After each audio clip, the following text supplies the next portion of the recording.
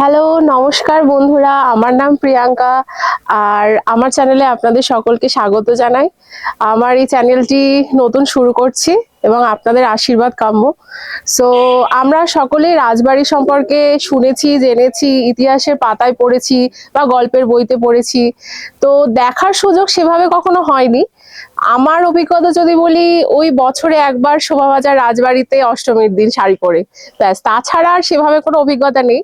তো এই প্রথমবার হচ্ছে আমার হাজবেন্ড আমাকে একটা সারপ্রাইজ দিতে চলেছে আমার বার্থডেতে। সেটা হচ্ছে ইটাচোনা রাজবাড়ি, সেটাই এক্সপ্লোর করব। আর আমরাও এক্সপ্লোর করব এবং আপনাদেরকেও দেখাবো। সো রুট ম্যাপটা জানাটা প্রয়োজন, কিভাবে যাব। তো শিয়ালদা থেকে যদি আপনি যান, তাহলে আপনি শিয়ালদা থেকে নৈহাটি যেতে পারেন, নৈহাটি থেকে ব্যান্ডেল, দেন আপনি বর্ধমানগামী যে কোনো ট্রেনে উঠবেন, তো চলে যাবেন। আর হাওড়া থেকে যদি আপনি যান, তাহলে আপনি বর্ধমানগামী যে কোনো ট্রেন পেয়ে যাবেন। আর যদি আপনি ভায়া রোড থেকে যান, তাহলে আপনি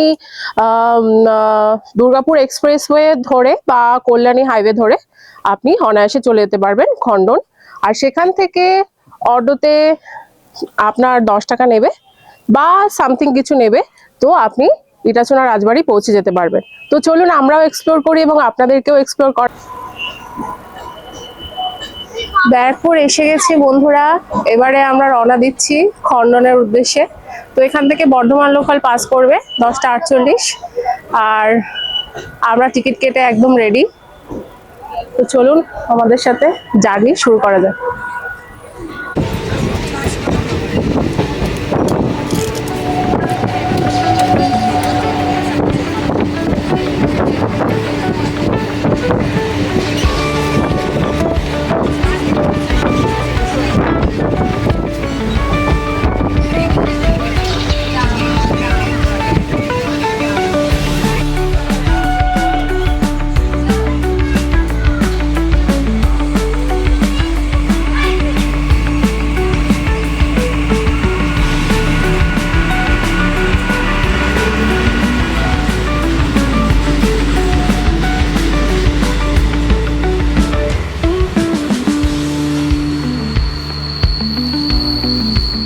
তো বন্ধুরা, দেখলেন আমরা ব্যারাকপুর থেকে উঠলাম আর খণ্ডন স্টেশনে এসে নামলাম। অ্যারাউন্ড 1 আওয়ার লাগলো।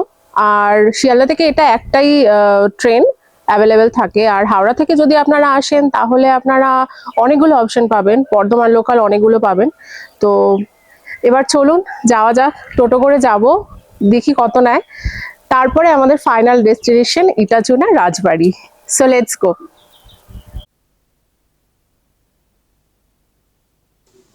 বন্ধুগণ, যেমনটা দেখতে পাচ্ছেন, রাজবাড়িতে এসে এটা আমাদের ফার্স্ট ইমপ্রেশন।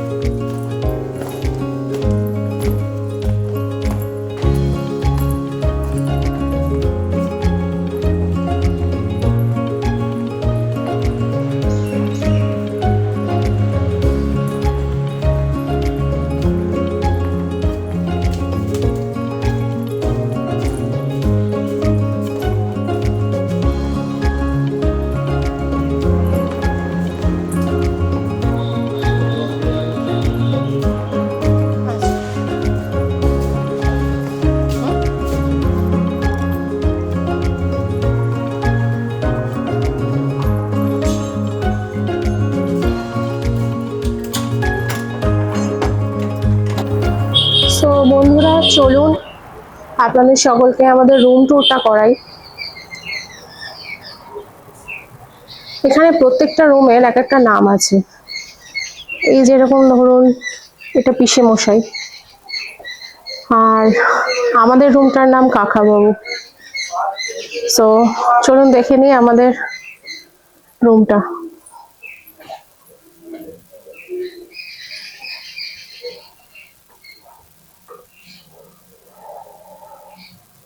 এখানে ওনারা ব্ল্যাঙ্কেট, বালিশ সবকিছু দিয়েছেন।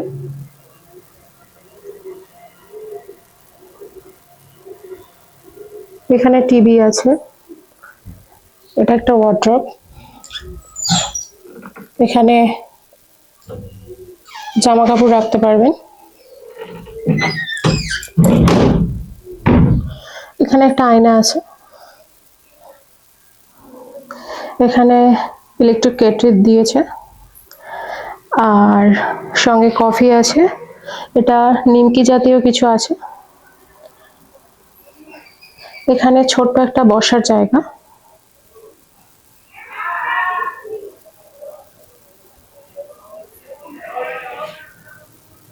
আর এটা হচ্ছে বাথরুম।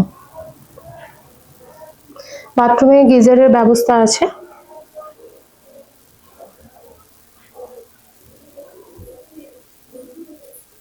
আর এটা স্নান করার একটা আলাদা জায়গা দিয়েছে। আর রাজবাড়ির তরফ থেকে এই কিটগুলো দেওয়া হয়েছে, শ্যাম্পু, শাওয়ার জেল, ময়শ্চারাইজার। এই রুমটার ট্যারিফ হচ্ছে ৩,৫০০ টাকা, এবং এখানে বিভিন্ন রকমের রুম আপনারা পেয়ে যাবেন। অনলাইনে সার্চ করলে আপনারা দেখতে পাবেন এখানে রুমগুলোর নামও বিভিন্ন রকম আছে। এছাড়া আপনারা যদি অন্দরমহলের রুম না নিতে চান, তাহলে আপনাদের জন্য মাড হাউসও আছে, সেগুলোও আপনারা চুজ করতে পারেন।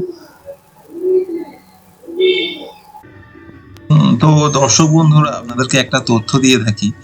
এই যেখানে আমরা আজকে খেতে এসেছি, এই ডাইনিং রুমটি, একটা সময় কিন্তু এই ডাইনিং রুমটি সেই সুদূর রাজবাড়ির সেরেস্তা রুম বা রেকর্ড রুম হিসেবে ব্যবহৃত হতো, এবং সমস্ত গ্রামের সাধারণ মানুষ থেকে প্রজারা এখানে কিন্তু খাজনা জমা করতে আসতেন, এবং সেই খাজনা যে খাতায় রেকর্ড করা হতো, সেই খাতা কিন্তু এখানে এখনো রাখা আছে। করে সেই খাতা মেনটেন করা হতো, এত সুন্দর সেই হাতের লেখা, এবং পুরো খাতায় একটিও কাটাকুটি নেই। আপনারা আসলে দেখতে পারবেন সেই সেই সমস্ত খাতা, সেই সমস্ত ইতিহাস।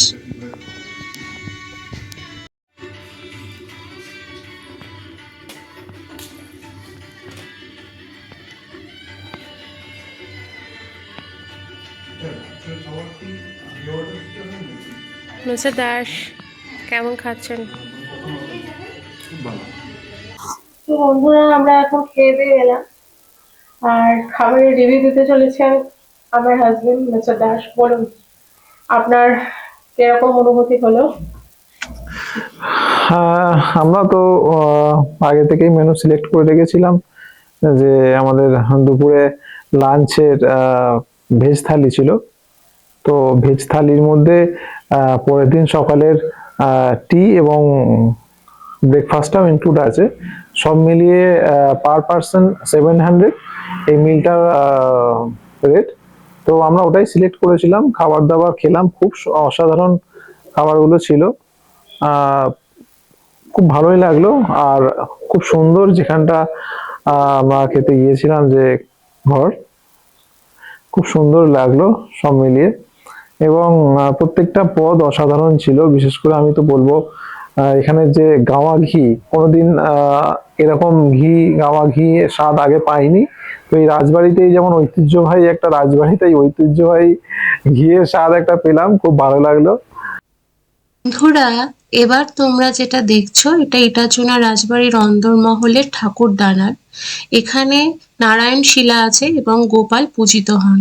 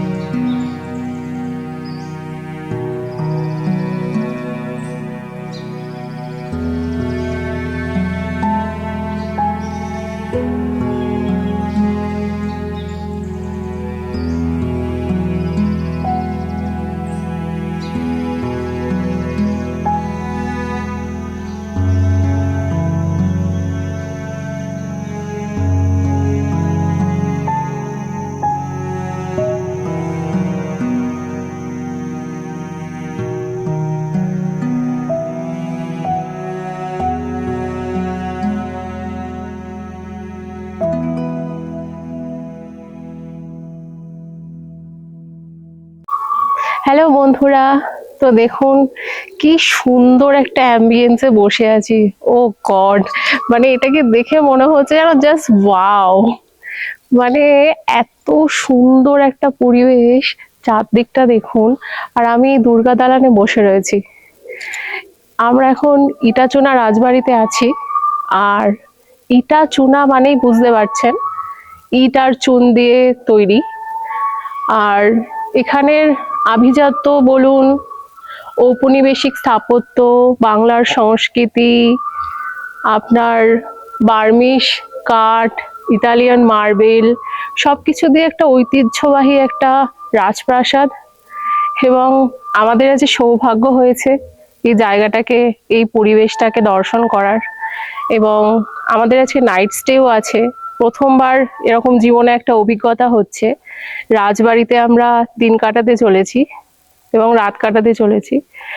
আর পেছনে একটা সফট মিউজিক বাজছে, এত সুন্দর লাগছে, ভীষণ সুন্দর একটা মনোরম পরিবেশ। সো এই ইটাচুনা রাজবাড়ি সম্পর্কে জানা যায় যে এটি 300 বছর আগে কুন্ডু পরিবারের বংশধরদের দ্বারা নির্মিত। এবং এই রাজবাড়ির পেছনেও একটা 300 বছরের পুরনো শিব মন্দির আছে বাইরে।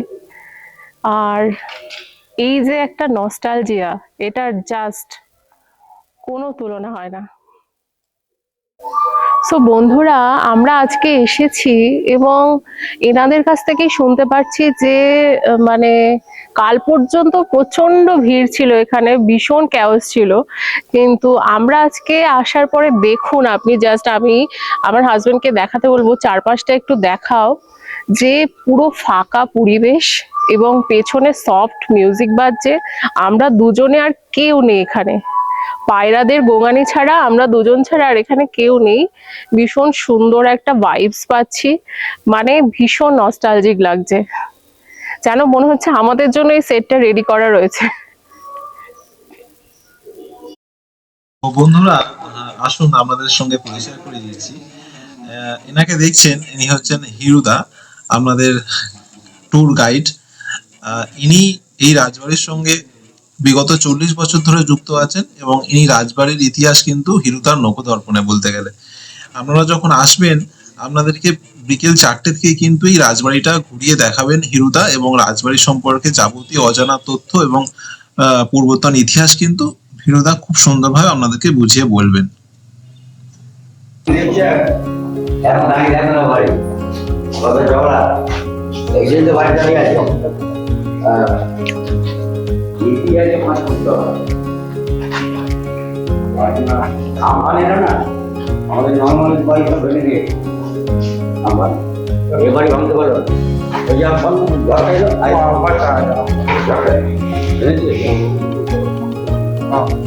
বড় বড় এই বড় মন্দির ঘর, ওটা যে বেস্ট কেননা ওটা এখনকার বড় বৌদি, এখনকার মালিক আছে প্রেজেন্ট আছে 7 জেনারেশন। ওনার নাম ধ্রুবনারায়ণ কুণ্ডু, ওনার স্ত্রী বিধি কুণ্ডু। ওরা দুজনেই আমেরিকায় প্রবেশ আছে না, থাকছে এবার আমরাই থাকি। ওই সেদিন ওদের নাম ওরা থাকতে হবে। পাশে আছে ওনার ভাইয়ের নাম, ও ছোট বড় ছোট ভাইয়ের নাম হচ্ছে বাসুনারায়ণ কুণ্ডু, ওনার স্ত্রী ছোট বউ। এটা হন্ডমন্ডে হাফ দিচ্ছি আমরা রেন্টে, এরকম ভাবে আরও রয়েছে পেছন দিকে। এটা ওয়াতে কানেক্টেড।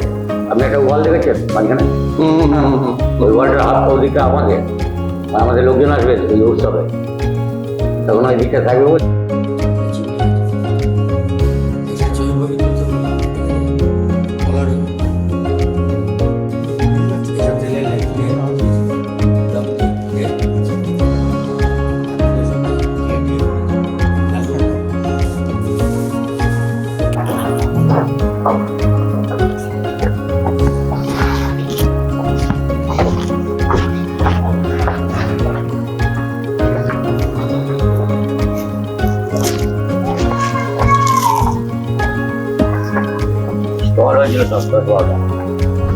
সাগাই হবে, মেহেন্দি হবে, হলদি হবে, আলাদা আলাদা স্টেজ হবে হয়েছিল।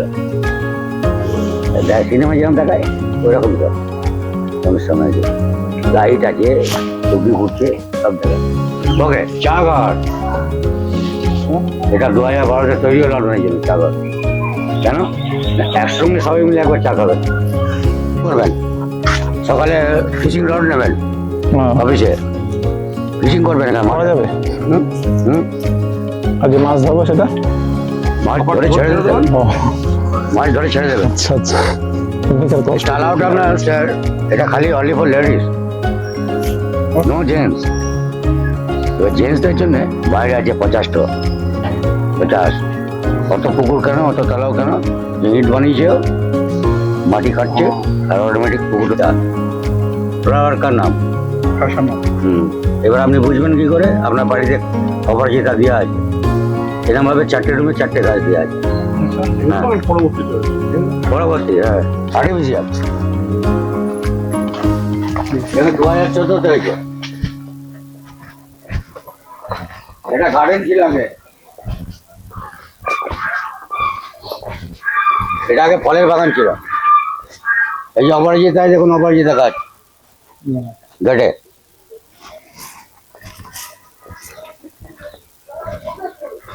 আচ্ছা, সো বন্ধুগণ, এগুলোই সেই মাড হাউস। আপনারা অন্দরমহলে না থাকলেও এখানে থাকতে পারেন।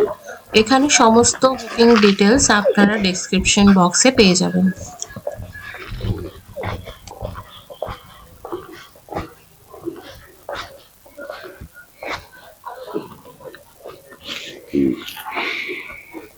চারটে রুম আছে, একটা স্টাফ রুম আছে। যত কর্মী হবে এখানে থাকে? না, এটা স্টাফ রুম, এদের দেখাশোনা করবে। আচ্ছা, এই চারটে রুম আছে। ওটা অপরাজিতা মাধবীলতা, ওই যে মাধবীলতা ফুল গাছ। এটা ঝুমকলতা, ওই যে ঝুমকলতা ফুল গাছ। ওটা কনকলতা, কনকলতা ফুল গাছ আছে। ফুল এরকম।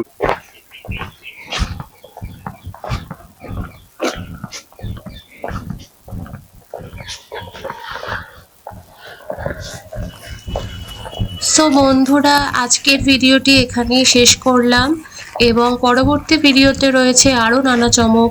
সঙ্গে থাকুন, দেখতে থাকুন।